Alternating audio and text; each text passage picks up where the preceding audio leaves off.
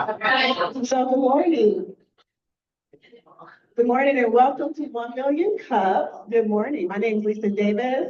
I'll be emceeing today. Good morning. Hey, hi. Come forward. Okay. We're filming, so good morning. My name is Lisa Davis. I will be your MC for today. Welcome to 1 Million Cups, where we feel and believe that across the nation at this time in the morning, 1 million people are sharing a cup of coffee while they're talking to and about their business and getting feedback from the community and getting help from the community about anything that they have concerns about their business. So what I want to do first is say hello to the YouTube community. Hey, y'all. That's over there. This is YouTube. Hey. Good morning and welcome, and thank you for joining us on YouTube. We really appreciate you. And anybody that has YouTube that knows how to follow and subscribe, please go to YouTube, follow us at 1 Million Cups Detroit, like, share, subscribe. We would love to see you there. You'll be able to see the replays of all the things that happen on Wednesday mornings at 8 9 o'clock in the morning if you miss anything. So before we get started, we want to find out who's new today. Who is this your first time today? Keep your hands up. Welcome. Welcome. We have one new gift for you. Welcome. Good morning. Thank you for joining us. Keep your hands up. You got a little gift. Okay. Thank you so much. You're welcome. Yeah, it's real cute, isn't it? We have a free gift. Okay, let's tell you with the first time and presenting. Okay, that's how you do it. Just bring it on in.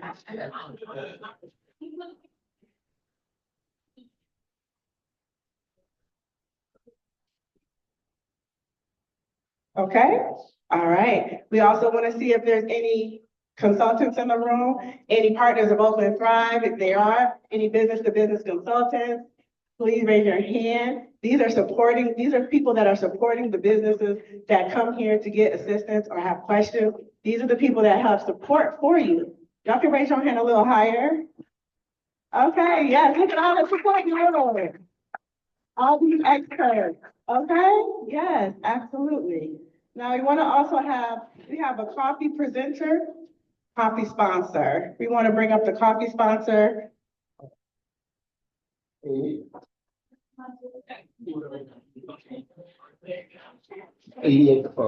know, but at 80 Acre Farms, I got it. Technology is always technology in me. Good morning, Amy, welcome. You want to say a few things?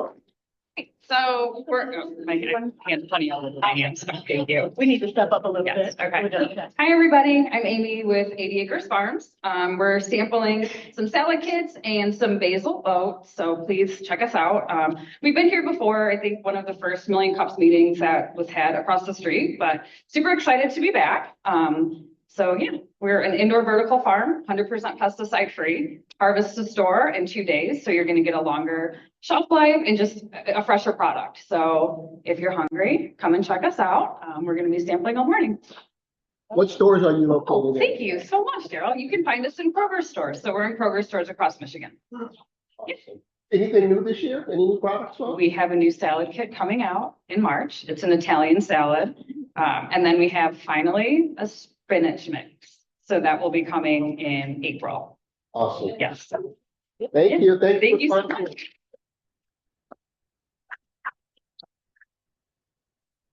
So I just want to put it out there that we always need a coffee sponsor. And obviously, if we have salad sponsoring coffee, that means you don't have to provide the coffee.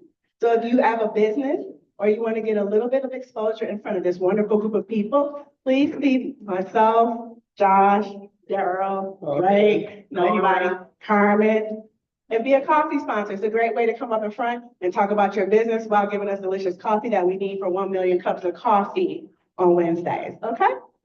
So let's get to the next item, agenda. Yes. Oh, yeah. So this is our community ask. I'm gonna be like the Price is Right girl.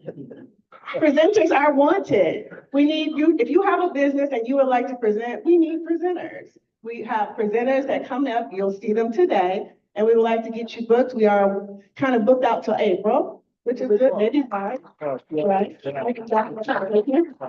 But we're greedy and we want more presenters. So please, if you have a business and you have some thoughts about your business or some concerns, you need some help, lots of great advice here, but we would love to hear about your business, learn about your business, and have you present about your business. Other things, organizers wanted. Organizers are like myself, somebody that agrees to MC or Daryl. All organizers raise their hand.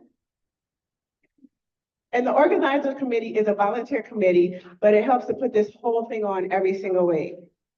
Every single week. So if you're interested in volunteering and getting involved, meeting a great community of people, coming together every week to meet, please join the organizers committee because we need organizers and become a champion for entrepreneurship.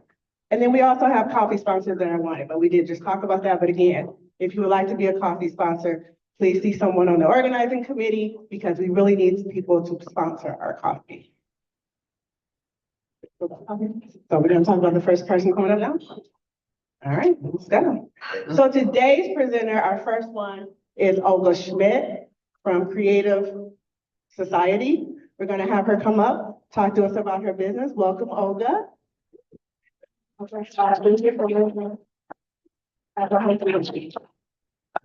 Thank you so much. Thank you for organizing this amazing event. I've been here a few times and amazing connections, amazing presentations by all. So thank you for having me. My name is Olga Schmidt and I am the president of a nonprofit organization called Creative Society. And There you go. okay. And as I said, Creative Society is a nonprofit. Our mission is to study the climate disasters that are going on the planet. So we study climate and environment. We look for solutions. We work with scientists from all over the world, and we see what's going on, how we can help, and how can we find the solution to the problems that our people are facing today. What we do is we have a variety of things that we do as a nonprofit.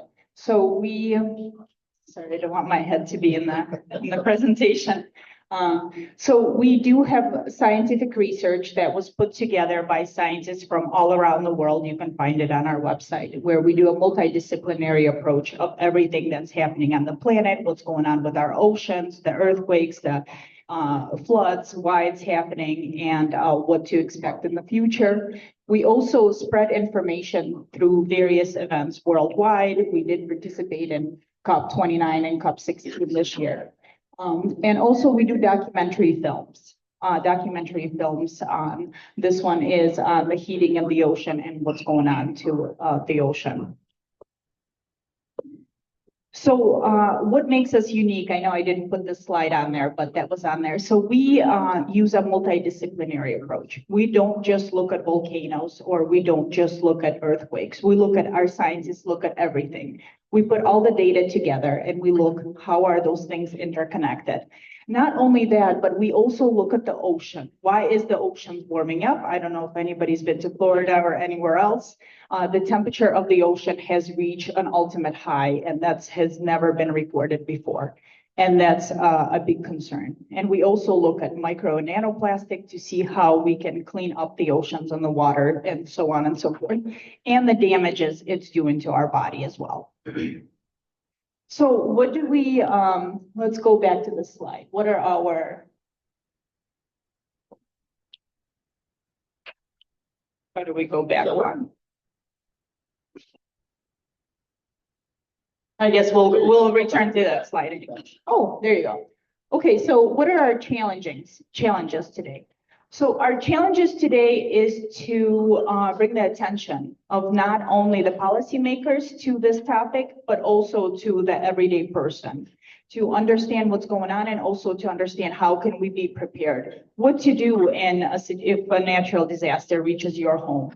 What can we do? How to stay safe? Because today the studies show that when people don't know what to do, unfortunately, those are most of the time the people that do lose their lives. So it's very important to be prepared and to understand what to do in certain situations. So what have we tried so far? we have, we do local events, local networking events where we get people from the community together where they can network. We invite two nonprofits to also present, just to kind of have people, I guess, network, meet each other, understand what the community is, connect people, and also share information. Because we know if something happens, the person near you is the one that's going to be helping you and you're going to be helping them. So it's important to know each other, important to know your neighbor, important to understand what to do. Also, we do online events where scientists come on and talk about climate and what's going on in the world today. As I said, we participated in COP29 and COP16. We presented our information there. And then we also have the latest climate news where we do a review of all the climatic events that had happened in the world on our planet in a week or so. And we have documentaries like that online and interviews with scientists and experts. So lesson learned, that's a good one. So we see that today climate, environment, and so on is a very politicized topic, I would say. And today, when we talk to people, they say, well, what can we do? We're only one person. It's, the policymakers. They're the ones that should be doing something. And then we go to the policymakers and they say, well, the people need to request for us to do something. So we can see that it's a vicious circle. And unfortunately, today, people are not prepared and we're not putting enough attention to this topic. And, the scientists are the one that need to come together. We talk about the fact that we need a scientific center, a unified scientific center where scientists get together from all around the world and start working out these issues. So the audience, here we go. I know this is kind of a different topic than usual, than the ones I've seen here before. So a few questions is, how can we get the attention of the policymaker to this topic?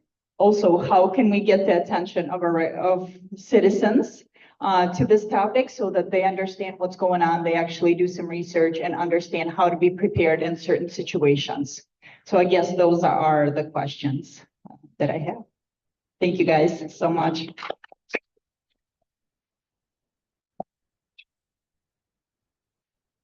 Well, if anybody would like to come up and provide any solutions or any comments, any introspective thought, please feel free to come up. This is the time that we lean on our visitors to help the small business or the nonprofit dig into their problem and find some solutions.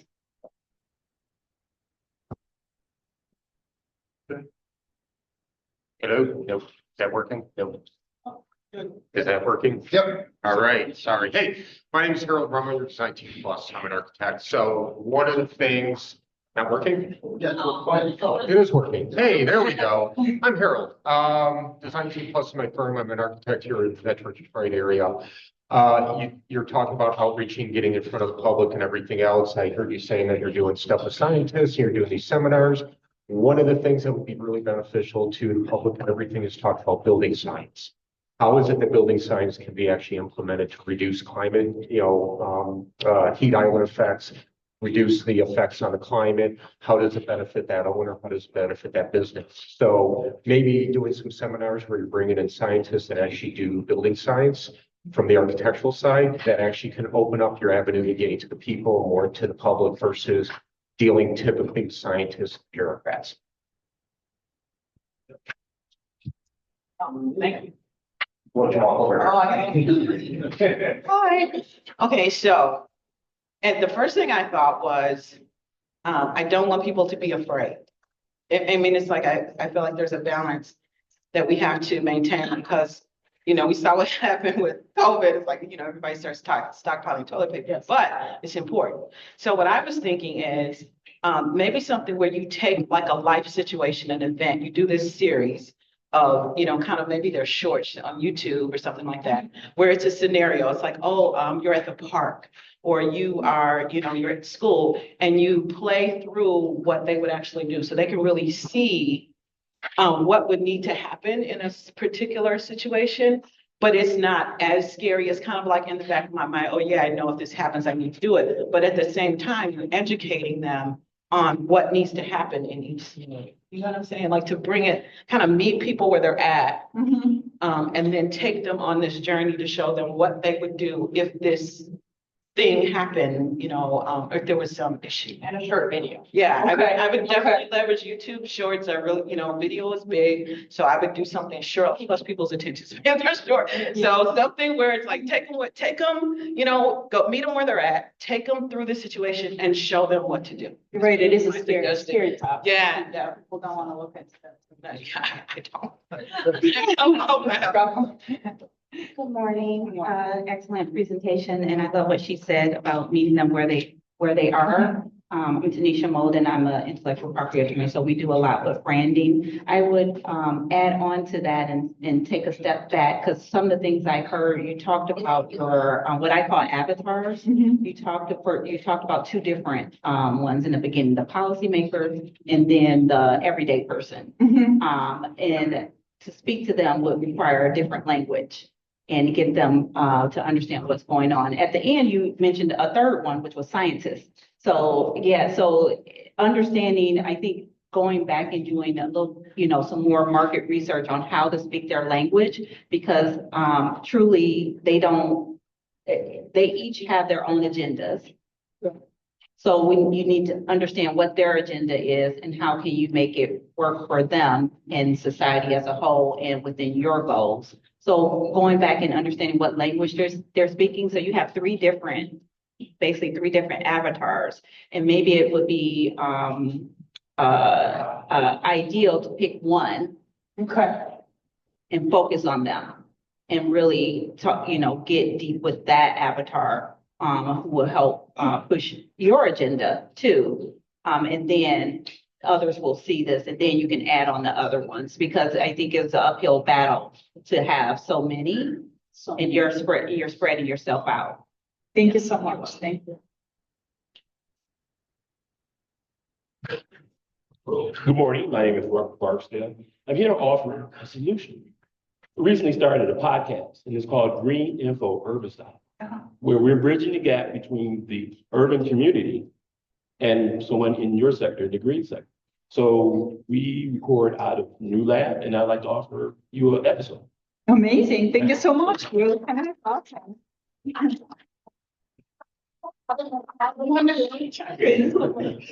Hi, so my suggestion is very basic, and it's probably already been said. I just want to add to what has already been stated.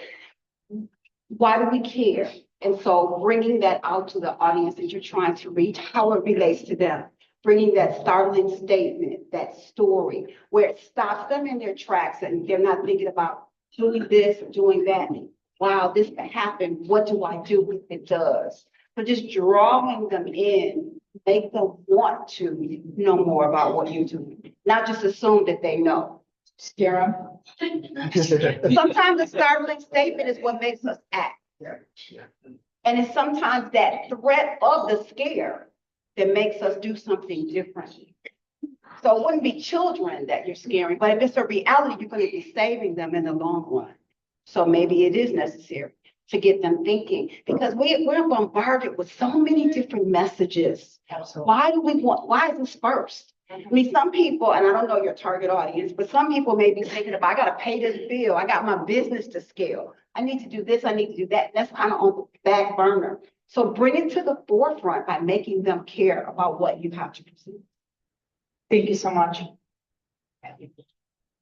I'm Jordana. I own a social media agency called Jack Digital. And a lot of people have said what I'm going to say, but here's the thing. You need to have a personal connection. Like I saw your social media, you do have 70,000 followers, but if I look at it, nothing is personal. It's not a personal connection. For me, I'm just going to scroll away because I'm like, it's not for me. But if you actually look at it and you create a personal connection, people know who you are, they know your stories. They're going to say, oh, preparing for a disaster? Of course you want to prepare for a disaster. Like you have to have a series, you have to have value. You really want to get people connected. And that's all about being personal in every single business.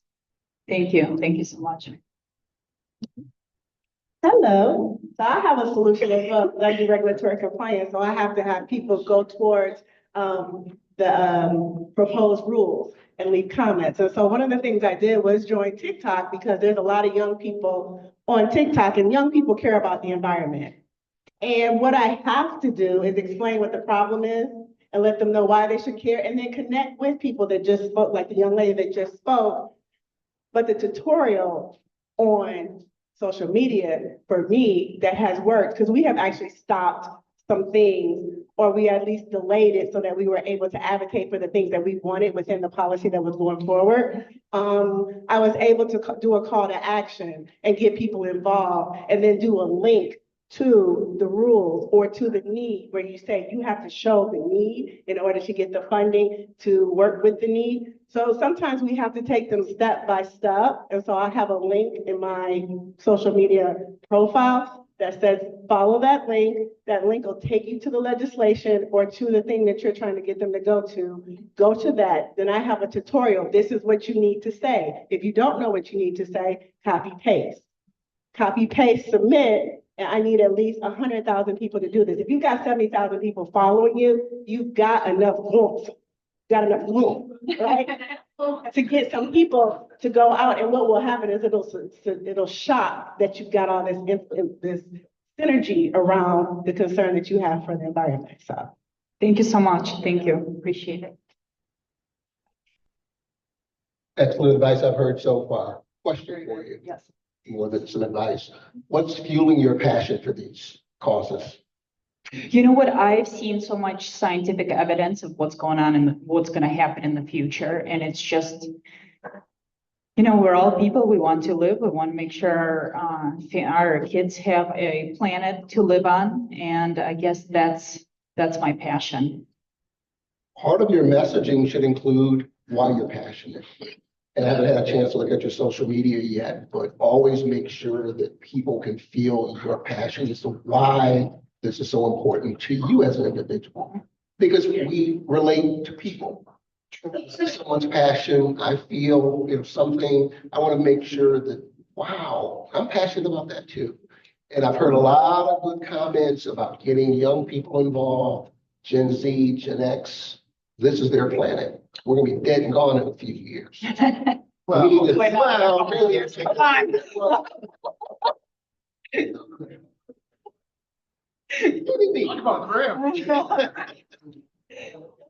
but you need to make sure they have a planet that they can live on. They want to make sure that it is a livable planet for them and their children and future generations. There's a gentleman who used to come here, I haven't seen him in a minute, but he writes a comic book about social causes like green initiatives. I would love to connect you with him because maybe he can help you create a comic book for kids that you could start at the elementary school level and teach kids about how to save the planet and why these issues are so important to them. Because what do kids do? They see something, they go home, they tell their parents. Sure. I know. Yes, thank you. Thank you so much for all that.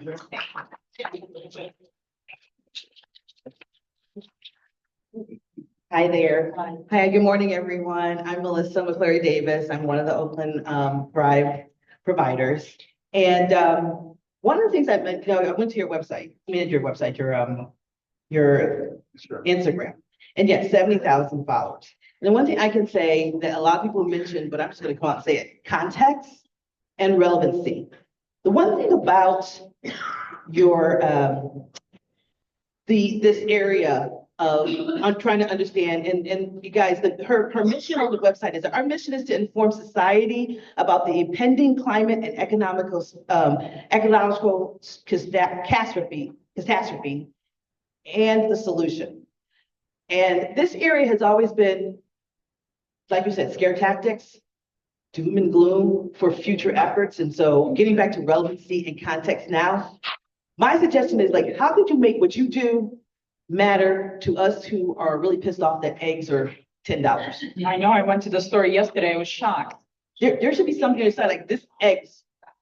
So think of something contextual that we all are feeling the pain about. So right now. Right now. And so every day should be about right now. There should be a thread when it comes to this, to what's happening in the world right now. I mean, it's the only way to kind of get people's attention. So that's the public. So it's a public audience.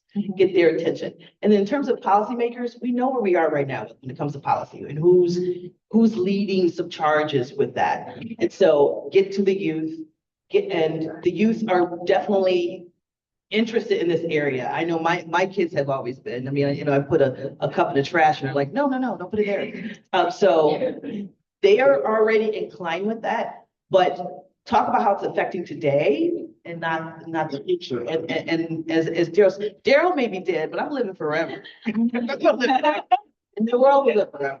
So It's possible. so yes, so make it related to now. How is climate control affecting why egg prices are so high? Because there's a threat. So do that. Thank you so much. Hi, nice to meet you. My name is Benicia. I'm the owner of Living Solutions. We're a virtual administrative company. One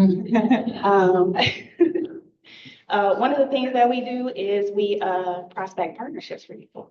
So that coming to mind was chambers. Chambers actually support the missions of the business members. Some of them actually have more so a social mission rather than the other ones, right? Find those. Because they could connect you to partnerships. They're usually connected to municipalities and officials like that. Every year in Pontiac, there is a group called the Committee of 50. There's so many policymakers there. Brenda Carter, the mayor of Pontiac, and then from there, you can develop relationships that will take you to places, because I did see that you had policymakers up there. And then I don't know where she went, but to her point about youth, I do know that there is like maybe a deficit in this area. Not a lot of people are going into it or maybe getting away from it. So connecting with schools like Oakland University, they're really big on their programs and connecting with the community and figuring out how they can get their programs into the community. So maybe you can be a liaison and vice versa for them too, but I would check in those areas. Perfect. Thank you so much. Thank you. Oh, I'm sorry. Yeah.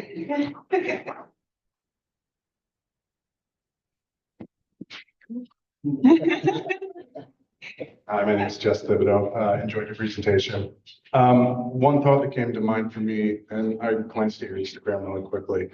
I noticed a lot of the information getting out there, but maybe one way to engage and attract people's attention, like how can someone like myself or the people in this room take actionable steps to start to contribute to the change that's needed, that you need to see? Like, what are things that are, you know, small things that are not that disruptive, but like I didn't see a lot of like actionable steps, like you can do this, contact your, you know, local lawmakers to, you know, do this. I didn't see a lot of that on your Instagram, and maybe providing, you know, information like, okay, well, how can I?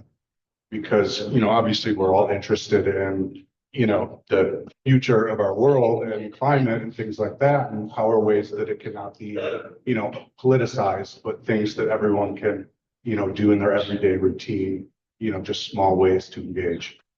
Good. Thank you so much. Appreciate it. Yeah, thank you. So it's a lot of good information, right?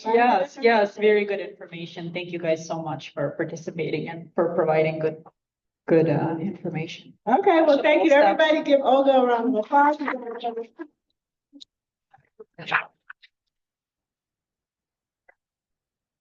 So many links. Thank you, Olga. Creative Society. So yeah, follow her on YouTube, Instagram.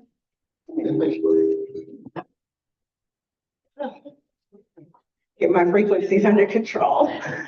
There's so much energy coming out of me. So our next speaker, will be LaTanya. LaTanya Clarke-Pryce with E2E Healthcare Solutions. LaTanya, come on up.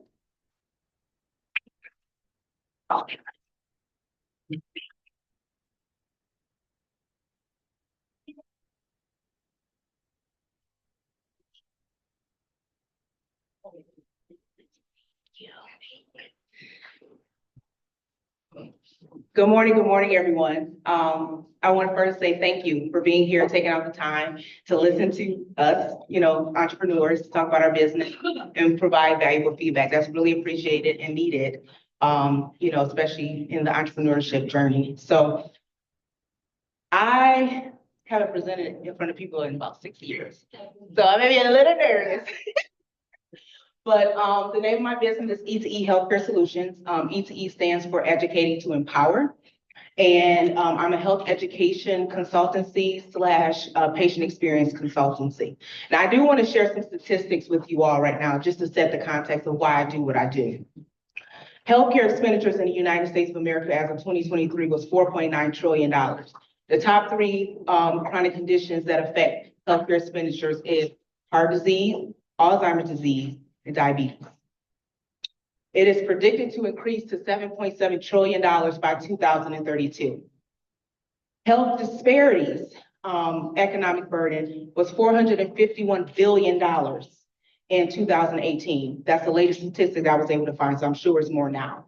And for those who don't know what a health disparity is, it is preventable differences in health status, access to health care, and disease burden among individuals and groups.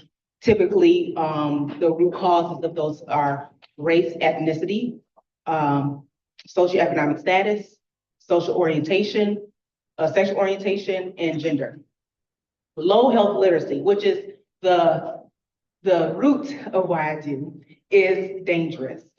9 out of 10 adults struggle with health literacy. And about 12% of Americans, adult Americans, have proficient health literacy.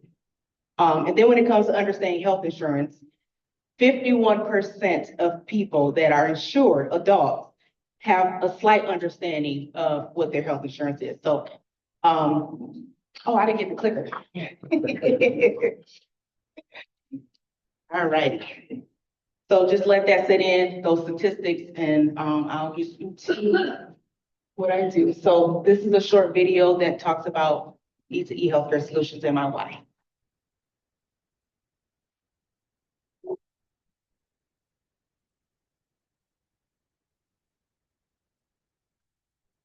Oh, that's good.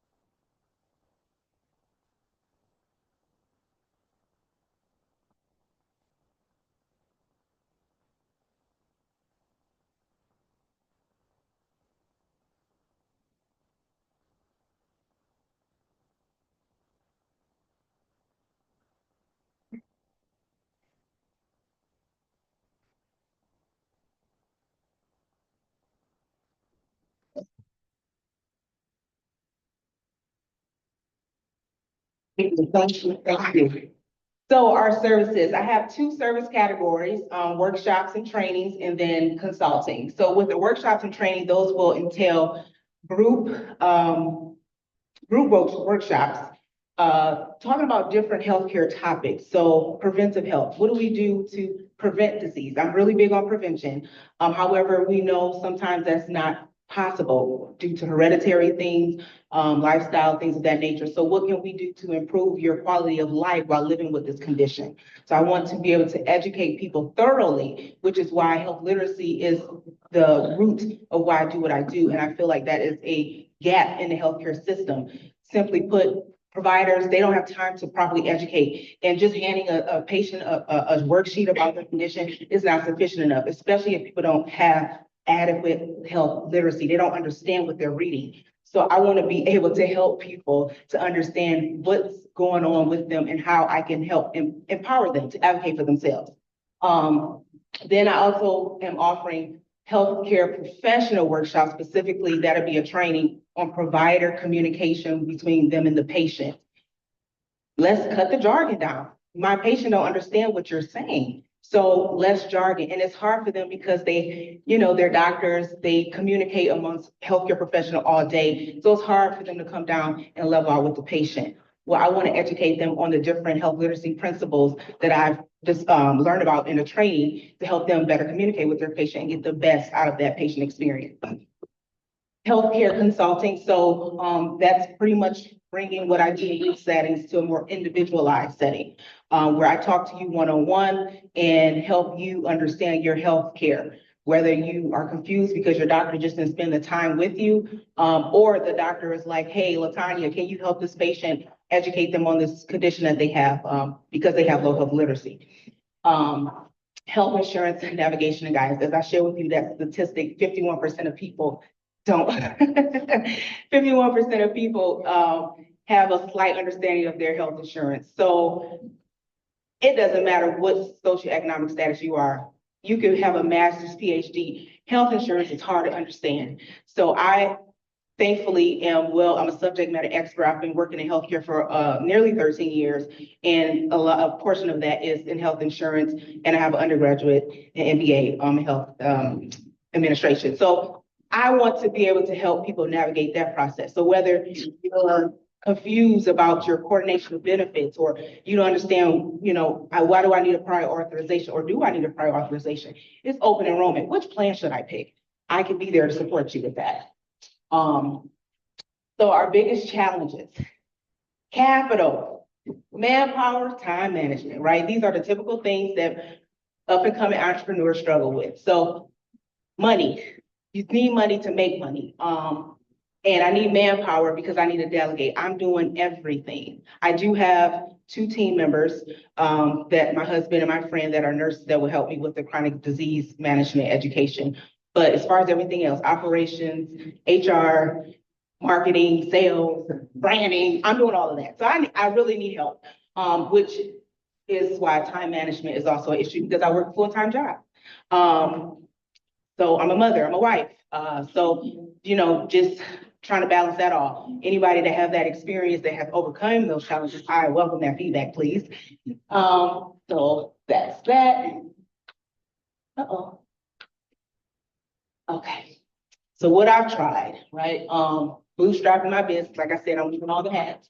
I do have a website and some social media, IG and Facebook.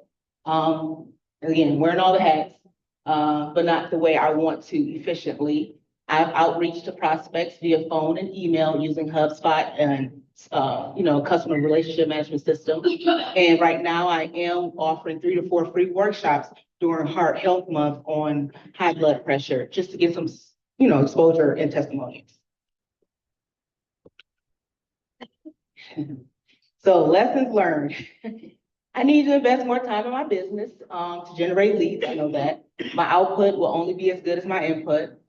So increasing my personal investment in my business to hire additional staff can pay off until I become cash flow positive.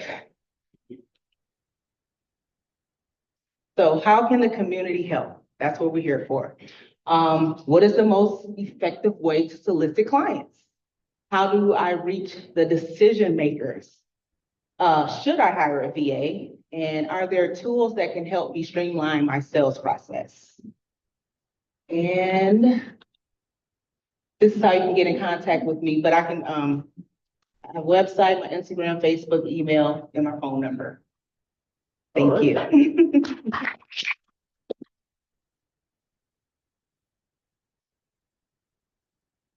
This is the time when we offer up the community to come up and provide any information, suggestions, money. Yes. I promise you I'll use it the right way. Okay. What's your ideal client? Okay, let's come up. Go, go, go, Well, come on, Dana, come on here. And we want to kind of stay, we have a YouTube community that's watching this, so we want to kind of keep everybody right here. Come on, Dana. I'm sorry. Right here, Dana, right here. No, you good. We love you, Dana. Hello, everyone. Sorry. So who is your ideal client? Right, okay. So I'm B2B and B2C. Ideal client would be doctor's offices, hospital systems, small businesses that have a wellness program for their, employees, community organizations that align with my mission that wants to increase health literacy or health outcomes in the community. Okay. So I don't know how to get them, but as a pharmacist, they would always have on most hospitals, they're graded on as patients leave the hospital. If they come back, because of low health literacy. Right, we would have to, as a pharmacist, we have to go their medications and things of that nature before they went home. Because again, they come back into the hospital, they get a lower rating for that hospital. Right. So that's an area, and there's always a bucket of money for that. Okay. So I don't know, that's HR, that somebody else may be able to help with that. Yeah. Those would be the people, and that would be the twist that I would put on how to save the money that they don't come back into the hospital. Yes. So that's it. Thank you. Sorry. Hello.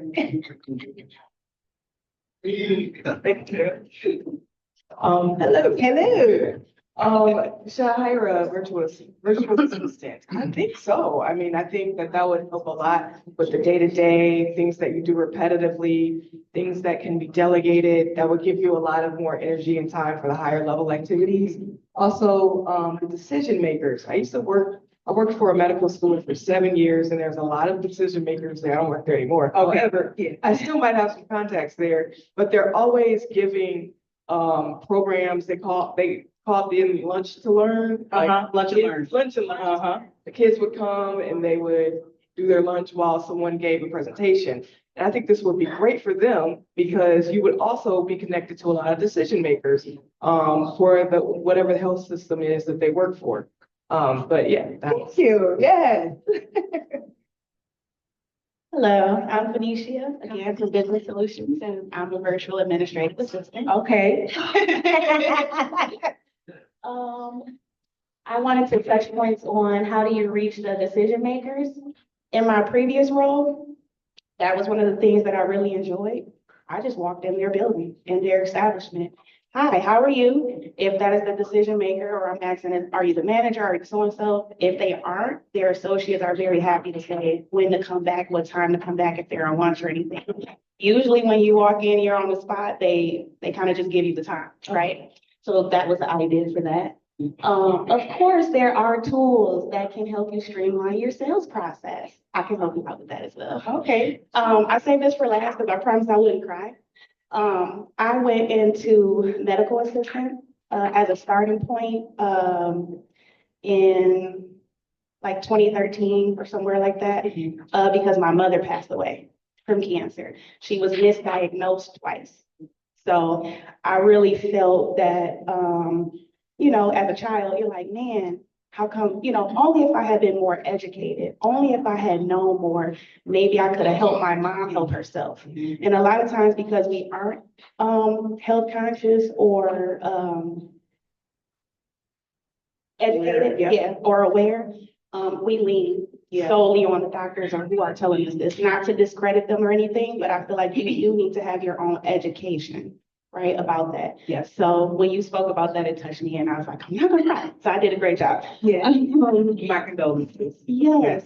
Other thing is I am the administrative support or administrative support partner at Turner Housing. We are in the midst of trying to open the facility, but it is housing with wraparound services. A big thing in Pontiac and a lot of other places is homelessness. We tend to feed the homeless what they need right then, but we don't have a long-term solution. So Turner Housing provides that long-term solution. Shanti, who's the owner, she's a licensed therapist. So we have a team of licensed therapists. People will actually live on site and be able to take advantage of those services. And right now we're looking for partners who are able to administer those services.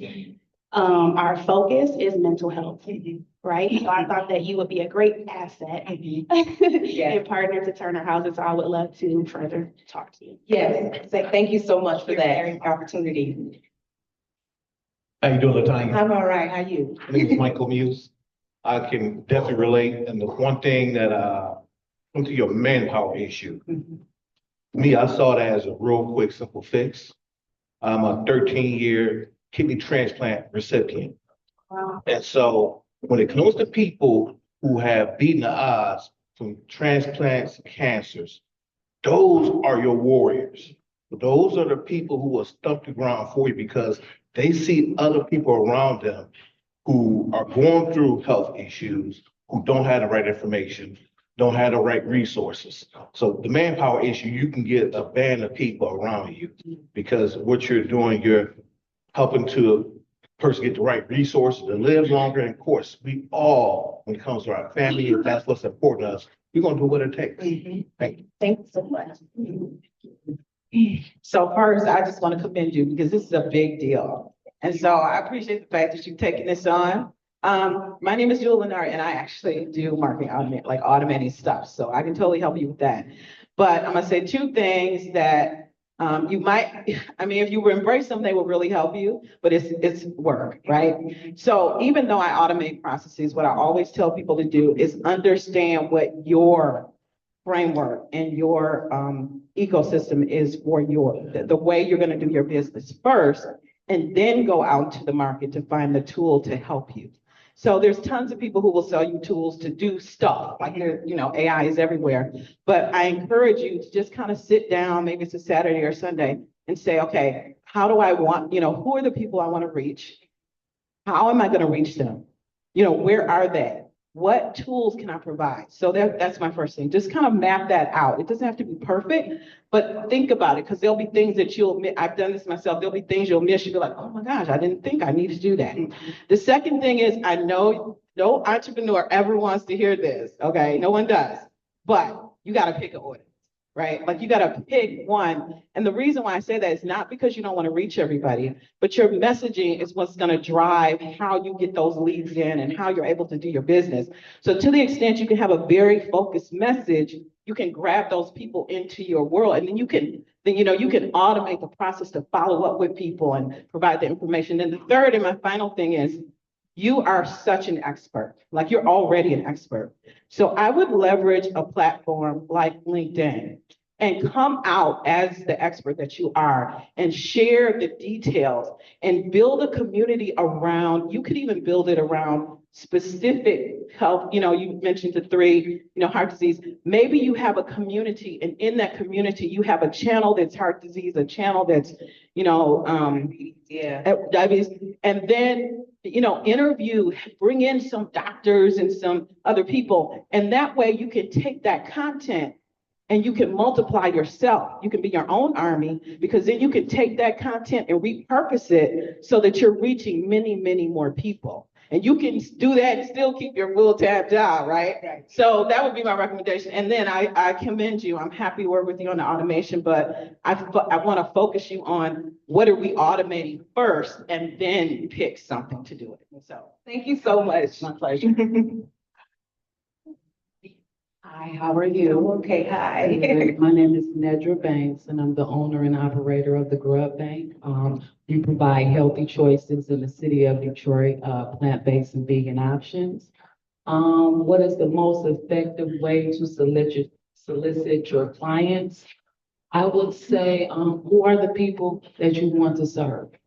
When you ask yourself that question, then you'll find your clients. In the food space, majority of diseases and problems that we are facing in the community is the source of food. And I would love to assist you, partner with you, help you, and give you some resources and help you get that client base that you need. Awesome. Okay? Thank you so much. You are very welcome. Hi, my name is Dr. Janita Weddle, and I have spent 25 years in healthcare. Thank you so much, because this is a really important topic, because the most difficult thing that hospitals and doctors face is patients that aren't educated when they come to see them. So having advocacy in the community that you would, an organization like yours would provide, would be very helpful to ensuring that we close that disparity gap. I do want to say to you, you already struggle with time management.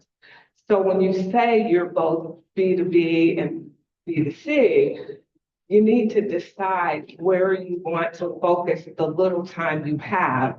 I think it's really important that if you're going to focus, say, on the consumer, that you connect with organizations like AARP, and there's a lot of community advocacy programs came out of the Affordable Care Act, and knowing that we need to push responsibility down to patients, because some of these chronic diseases are manageable. And so I think if you want to connect with the consumer, decide you want to connect with the consumer, and then you can build a program around that. But I think when you're trying to do both and you don't have that kind of time, it's going to be a challenge because your other audience would be hospital institutions and other large organizations where you could approach their community divisions, because they do have them now. Out of the Affordable Care Act came those programs. So they too may be in need of services such as yours, so that when a patient does come to them, they already have an idea of, okay, if I have diabetes, what are the things that I could be doing so that when I'm talking to my doctors, clinicians, and physicians, they can guide me better, so I have a better understanding before I get there. So decide where you want to be, because either one of those things is huge and it's a different audience. Okay, yeah. Thank you so much for that. Hey, you're doing great. I'm Carmen, I'm here with Incubizo, and I'm coming, I guess, from a different perspective with how to solicit clients. First, I've entered a chapter of caretaker for my mother. She's living with me and it's a time. But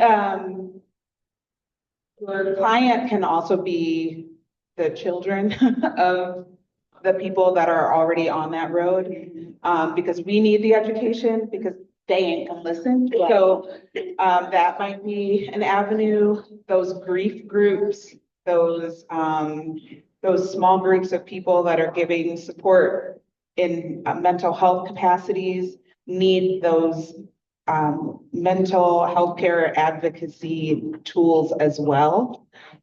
So that might be a way for you to go. There's a group in Detroit called Grief House. They meet at the congregation. They're an amazing group, so maybe you can get plugged in with them. Yeah. Get plugged in with your chambers. Ferndale Parks and Rec, they have like a senior group that meets. Like, those are all free things that need this sort of conversation and programming anyways. So those might be ways to just like get plugged in. And then someone was talking about like ARPA funds, like go to Michigan Works, they will have you talk. And then they have funding for veterans and seniors and youth and all of those things to kind of get you plugged into the school districts and things like that. So depending on where your business is registered, that's the county you would go to find the right Michigan Works. And I can help you like sort that through, but Michigan Works also will help amplify this, because I think it's really. Yes, thank you so much for that. Hi, LaTanya. Hi, Tanisha. Yes. I have just quick thing. So first, my question is, what is your sales process? Right, so outreaching to people, telling them what I do, asking what their pain points are via email or phone call, leave a voicemail, may get a call back, may not. Okay, and I ask this because you already know, I know what that, what that is, but making sure that we are looking at that, your sales process, what needs to be streamlined in that process. You're looking at each piece and you're taking that one piece and tweaking that one piece that needs to be adjusted. So before you streamline it, you need to understand what is the process and what needs to be streamlined. And quickly, one thing that came to mind about the B2C that I thought that was relevant, that I didn't know that you did, was the helping understand the plans. So in the legal world, we call that limited scope engagement, that I see that as a limited scope engagement, that people can consult with you by a half hour, hour, and bring their policy or their concern to you, and you can help them navigate that thing if you want to do B2C, but that was quickly something I thought about. So we can talk about that later. Okay. See if that's helpful to you. Yeah, thank you. Thank you so much. So I'm a former publisher of a coffee table book, 400 pages, and it listed all of the who's who in certain industries. I learned sales, and how I learned it, I use books like this. Are you familiar? Crazy. No, the book of lists. No. So it will tell you all of the highest paid hospital executives, the largest physician groups. It gives you their numbers, their missions, their people. And what I did, I went to where these people hung out. Mm-hmm. I would go to a reception. I would target them. And I would have my micro message. I lost my mom, and that should have never happened. I'm making this up. Mm-hmm. And I have a program that will help other people not go through what I went through. So again, bringing them in, letting them know why you're doing what you're doing at an event and say, can I have a 10-minute meeting with you? And they'll give you more. I promise you, I sold 6 pages to one person for $25,000, and they wrote a personal check for my book. This works. These are the type of books where all of the information is laid out for you. Okay. And just be non-traditional. Don't be afraid to reach out to people who can make a difference. Thank you so much. Thank you, Monica. Thank you, LaTanya. LaTanya, I just want to say, this is our first time meeting face to face. You were my client, I'm Drake Pfeiffer, and I just want to say that LaTanya is actually one of the perfect Oakland Thrive clients because she actually follows the program. I recommended that she come here to present at 1 Million Cups a Day, and she's here, and I just want to applaud her for really following through on what she said she's going to do. And I think that everyone can see that we're going to be an amazing success. So I just want to just encourage you to continue. I told you you were going to get a wealth of information from this today. Yeah. And you can see there wasn't an understatement. Nope. And so I'm looking forward to our conversations after this and see where we were going to go, but certainly you're on the right track. We did get some feedback from Vicky Winkler online. She says to the question, yes, hire a VA. Invaluable. The key to sales is follow-ups. Utilize a good CRM. Be consistent in all marketing to build awareness and brand equity. And that was her 3 cents. But I just wanted to come and just let you know that, and all of my clients, I represent Novi, Wixom, South Lyon, and I want anybody from those areas who is here, please see me. I'll make certain that I connect you to the resources that I have. But we're 12 consultants spread out throughout Oakland County, and we make certain that all the resources that we have available in one city are available to all of our clients in anywhere we are. So thank you. Thank you so much, Drake. Nice to meet you. Thank you so much. Give her a round of applause for the meeting.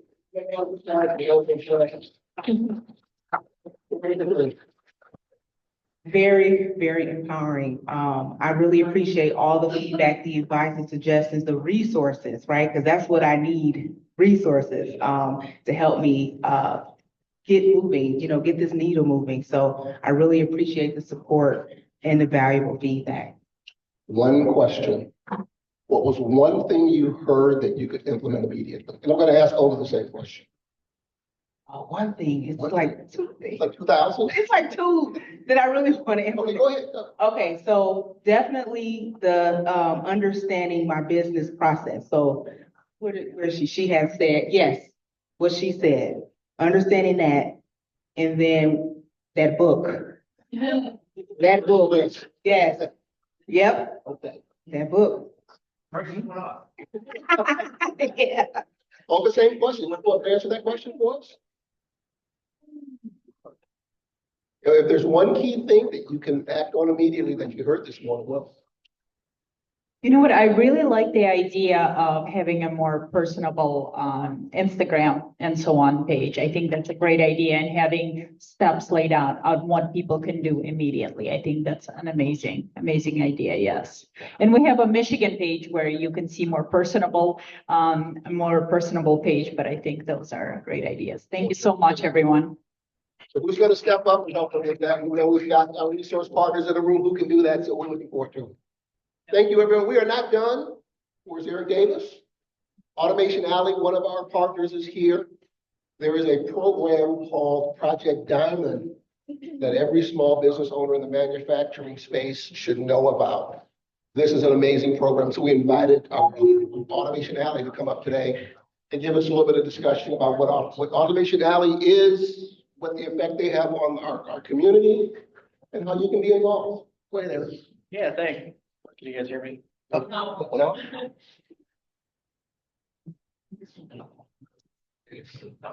Now can you hear me? Okay, cool. Hi, everyone. I am Eric Davis. I am the COO of Project Diamond. And yeah, as Daryl was talking about, it's a initiative that's part of Automation Alley. So I don't know if you guys ever driven on the highway and seen those little Automation Alley county signs. That's who we are, right? So Automation Alley is a nonprofit. We focus primarily on helping companies digitize. So traditionally in the manufacturing sector, but we also look at companies, professional services, tech, things like that. So, yeah, so our mission really is to connect all these different players in the ecosystem, gather their insights and help distribute it to the broader community. So companies, primarily small businesses, can become empowered to take on the rapid change in technology. I'm sure you guys are well aware of what's going on in AI. You know, what just happened with DeepSeek and completely revolutionizing what AI can do by democratizing it, by reducing the cost. These are all going to have major impacts, and it's not just the big companies, it's the small. So our job is to contextualize that and bring it down to small businesses. So these are some of the brands we have. We have Automation Alley. We have the Integrate roundtables. We actually have one today on AI. It's a series of roundtables where we gather people from all different types of firms, gather their insights and create a playbook that we share with the rest of the community. And you can get that on LinkedIn. You can get that on the website. We've actually had over 1 million impressions on LinkedIn from it. So it's been an awesome initiative that our marketing team has put on. I'll talk a little bit more about Project Diamond in a little bit, but U.S. Center for Advanced Manufacturing is a more national focus of Automation Alley. So yeah, I'll kind of briefly go through. Yeah, we focus on Industry 4.0. I won't go into each of the technologies. You know, I got a little bit of time. But essentially all these are interconnected, right? And, you know, the first industrial revolution started in the 1800s.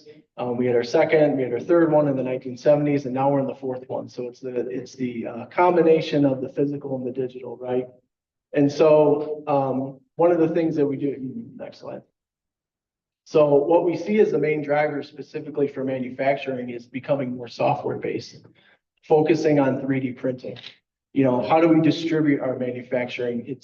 It actually serves small businesses better because it's less capital intensive. And we'll talk about Project Diamond because now having a network of 3D printers, you can distribute those orders across and you don't need a large facility. I can print these parts in my home if I wanted to.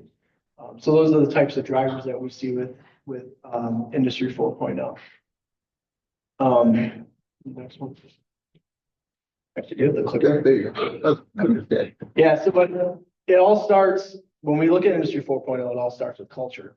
So becoming a learning organization, we used to have what's called an assessment program where I would go in and the major driver, the main thing that inhibited companies was not having a place where, you know, the people, the laborers, all the way up to the top didn't have trust built within the organization. So there's disconnects in communication. And when there's disconnects in communication, you have poor investing outcomes. So you have poor financials and you don't adopt the right technology. So you need everyone at the table to come in and provide value and be okay with failure. I mean, we've probably experimented on hundreds of different softwares and failed on most of them, but it's those one or two that do really well where you can hit it out of the park. So that's the thing that we want companies to mostly focus on is the culture side of things. So these are just some of the programs and services we have. You can come up to me afterwards and we can talk about those more in detail. And then if you want to become a member of Automation Alley, this is where you go. We do offer a free membership to anyone that's a small manufacturer in the state of Michigan. It's pretty cool. It's sponsored by the Michigan Economic Development Corporation. So that's a little bit about Automation Alley. So you can see the theme here. We're all about Industry 4.0 and digitization. So what Project Diamond is it's called, the diamond actually means something. It's distributed, independent, agile manufacturing on demand. So in 2020, we were funded through the CARES Act to provide PPE. And so we were saying, well, how can we do this in a way that's efficient, that also helps our mission in transforming small manufacturers and small businesses? So we decided to come up with a program in phase one where we distributed 300 3D printers to small manufacturers, 250 in Oakland County and 50 in Macomb. And the idea was to kind of plant the seeds of how can companies start adopting this technology? Because it's coming. It's going to transform Michigan manufacturing in profound ways. We're already seeing it on the West Coast, where you're seeing companies that are able to 3D print whole cars. So you're talking taking something that usually has 30,000 parts that you need to design and manufacture for, and whittling it down to 300 parts that are 3D printed. So it's going to revolutionize manufacturing, and our mission is to get Michigan manufacturers on board as soon as they can, so we can keep them viable, keep them going, because we got a lot of smart people. So yeah, we distributed 300 3D printers.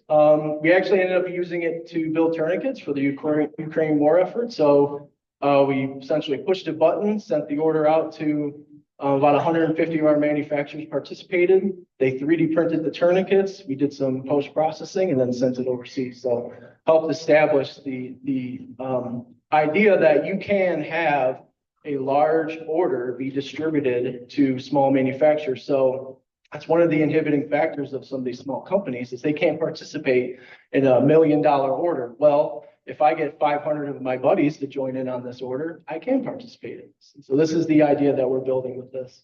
And just one of the success stories that we had was air and liquid systems.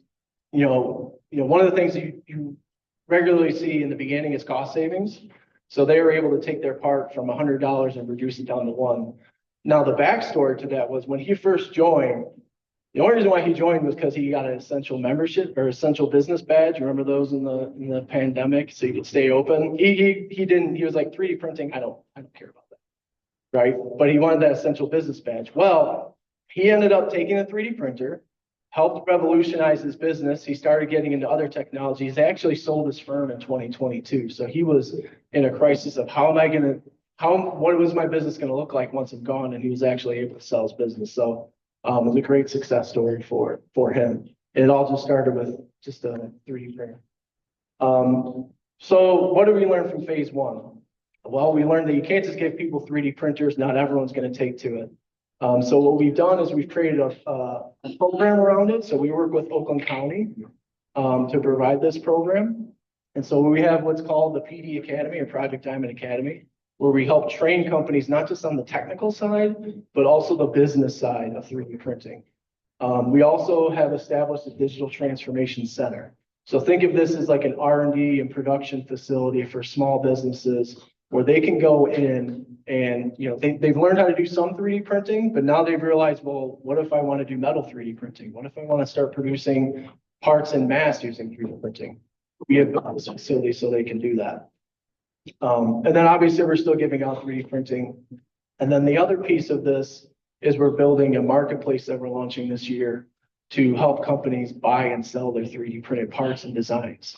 And the key focus here is on IP. One of the things, if you're a small business owner and you've sold on places like Amazon, your IP isn't protected. And we've had small businesses come to us and say, hey, someone's taken my design and they're selling it.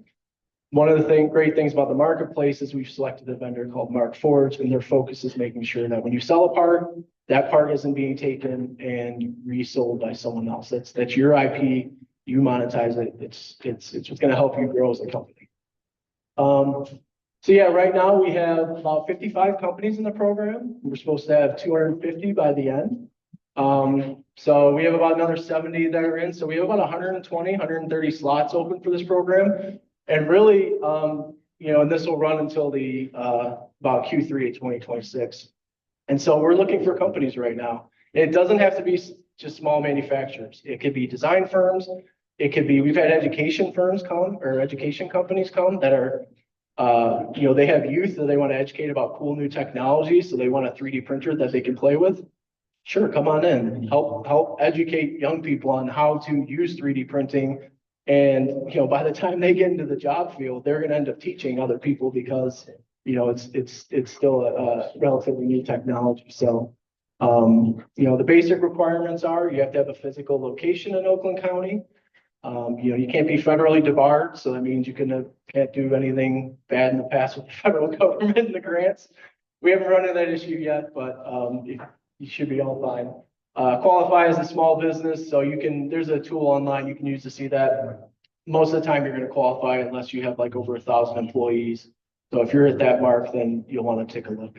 And then not have participated in phase one. So yeah, if you're interested in the program, if you know anyone that's interested in the program, I encourage you to apply.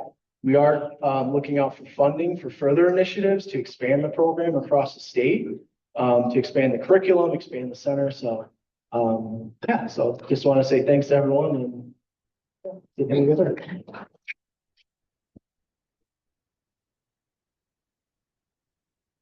Question before it runs off, goes back to school call. One in the back. And we apologize for running over today, folks. If you have places to be and things to do, we certainly understand. But if you'd like to stay around for our photo, we encourage that as well. We always take a group photo because we want everyone to know what we do here on Wednesday mornings. And we want to invite people out because we love this. Thank you, Daryl. Thank you, Eric, for presentation. I've known Automation Alley. I was a member of Automation Alley a while ago. Great program. Thank you for the presentation. So a couple of questions. One is on educational side. Do you have any program that you can offer a one-day kind of a workshop or something for high school students? No, not at the moment. You're talking about on the 3D printing side? Not at the moment. However, we're building a digital version of the workshop. So right now it's a 10-day course.